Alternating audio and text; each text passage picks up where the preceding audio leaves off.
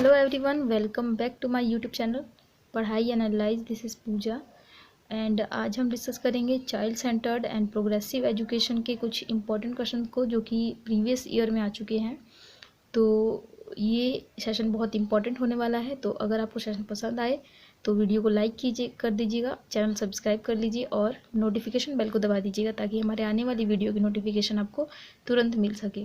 और ये जो है हमारा जो सीरीज चल रहा है chapter wise previous year questions का, उसका ये 5th वीडियो है। अगर आपको ये अच्छा लगे तो इसके जो 4 वीडियो और हैं उनके लिंक आपको इस वीडियो को डिस्क्रिप्शन में मिल जाएगा, उसको देखना ना भूलें। उसमें भी वो सारे इंपॉर्टेंट क्वेश्चंस हैं जो कि पहले एग्ज़ाम में पूछे जा चुके हैं, जो कि प्रीवियस ईयर क्वेश्चंस हैं। तो चलिए आज स्टार्ट करते हैं हमारा ये बाल केंद्रित शिक्षा तथा प्रगतिशील शिक्षा। फर्स्ट क्वेश्चन है, जब बच्चा फेल होता है तो इसका तात्पर्य क्या है। जब बच्चा फेल हो जाए तो इसका क्या मतलब है? क्या उसने उत्तर सही से याद नहीं किया, पहला है।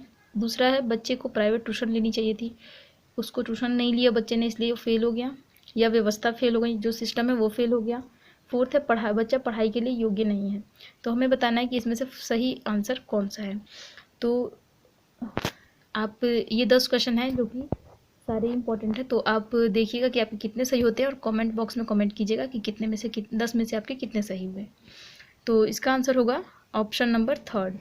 देखिए, हम बच्चे को कभी भी दोष नहीं दे सकते हैं कि बच्चा गलत है, या बच्चे ने पढ़ाई नहीं की, बच्चे ने याद नहीं किया, या बच्चा योग्य नहीं है पढ़ने के, या उसने ट्यूशन नहीं लिया।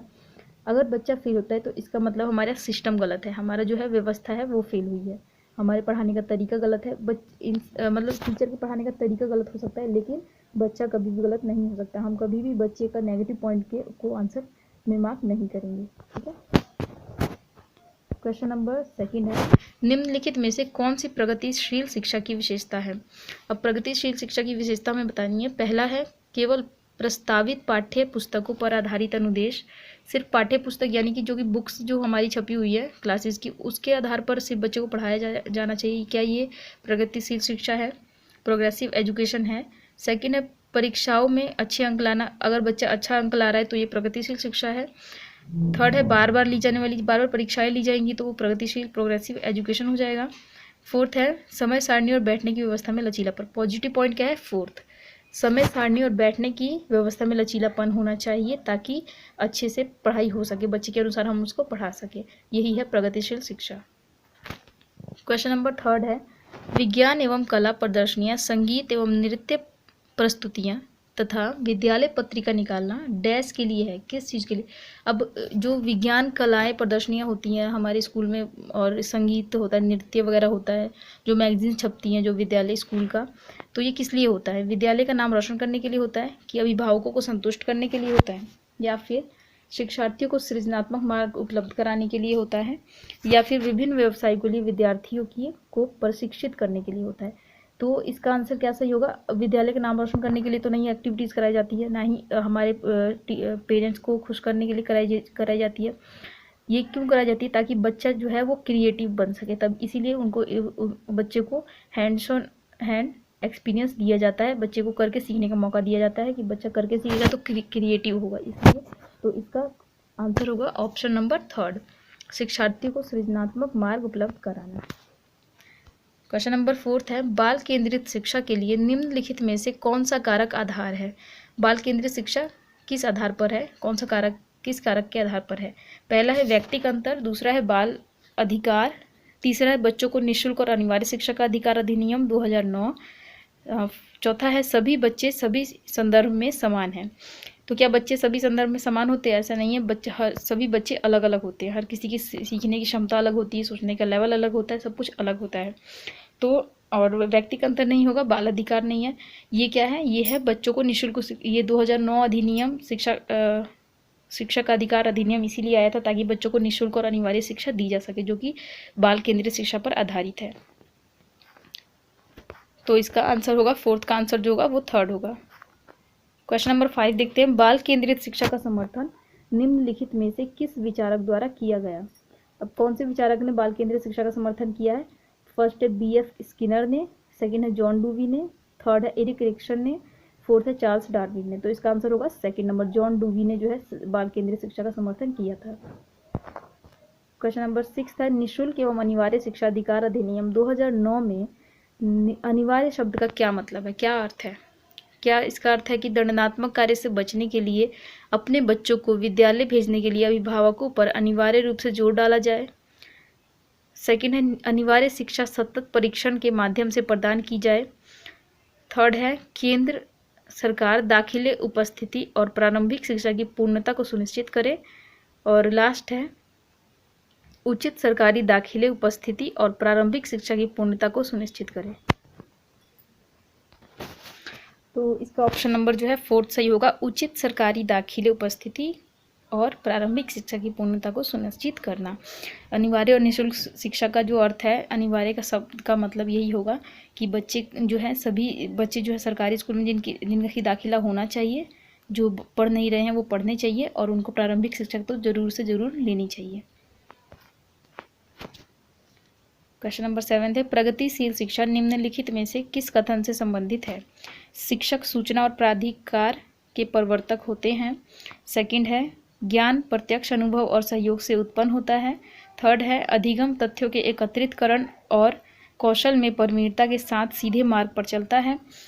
फोर्थ है, परीक्षा मानदंड से संदर्भित और बाह्य है।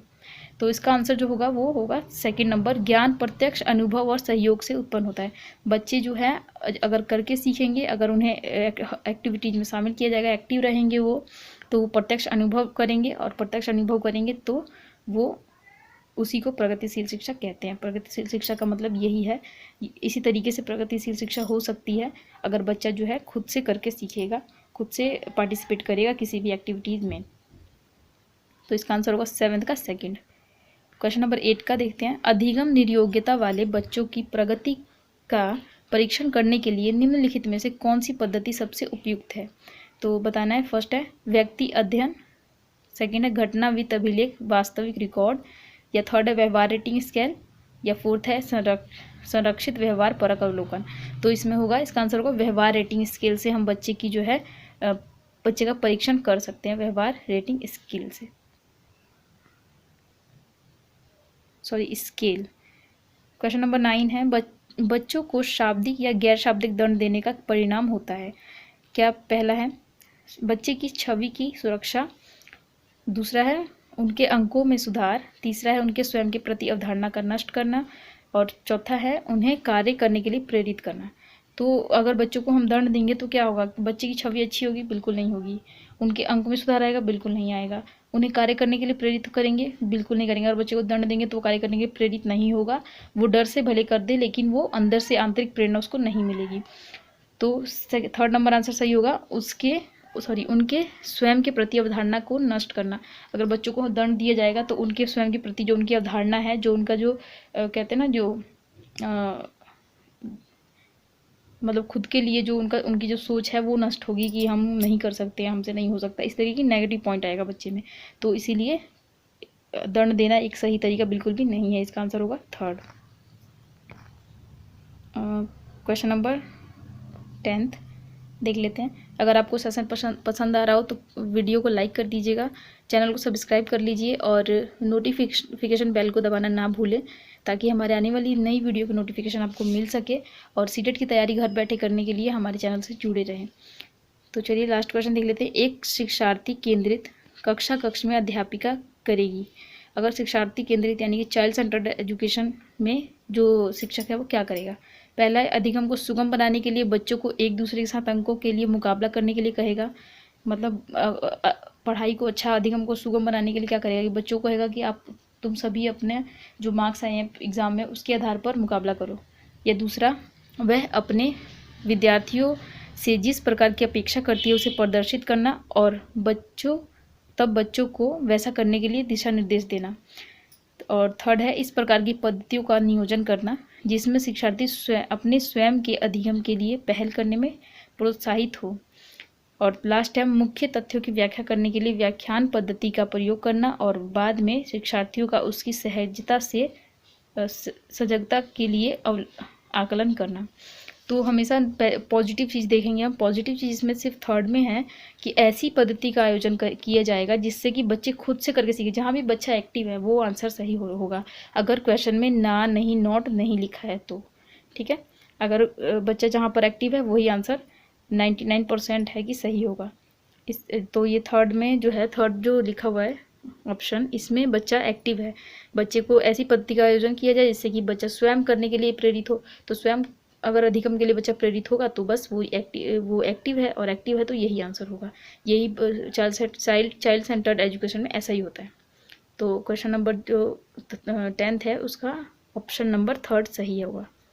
ठीक है, तो चलिए, अगर आपको सेशन पसंद आया हो तो लाइक कर दीजिएगा वीडियो को, चैनल को सब्सक्राइब कीजिएगा और नोटिफिकेशन बेल को दबाइएगा ताकि आने वाली वीडियो की नोटिफिकेशन आपको मिल सके। और इससे पहले वाली वीडियो अगर आपने नहीं देखी है तो उसकी सीरीज, जिसकी ये सीरीज चल रही है, हमारी CDP की सीरीज चल रही है, CDP के प्रीवियस ईयर क्वेश्चंस की ये सीरीज चल रही है, जिसका ये 5th वीडियो था। इसके पहले के जो 4th वीडियो है, अगर आप वो आपने नहीं देखी है तो उसका लिंक आपको इस वीडियो को डिस्क्रिप्शन में मिल जाएगा, उसको देखना ना भूलें। तो इसी के साथ चलिए, बाय।